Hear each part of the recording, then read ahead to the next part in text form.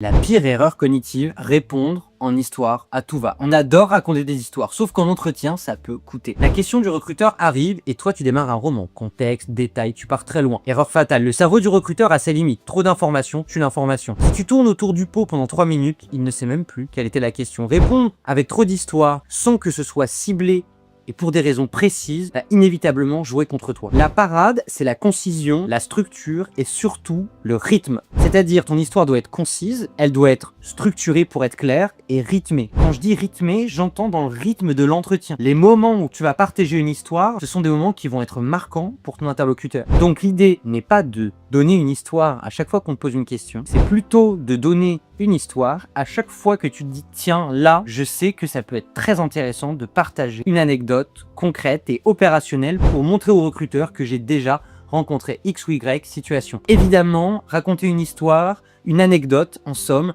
sera toujours beaucoup plus pertinent sur les questions où on vous demande un exemple concret. Et abonne-toi pour plus de conseils.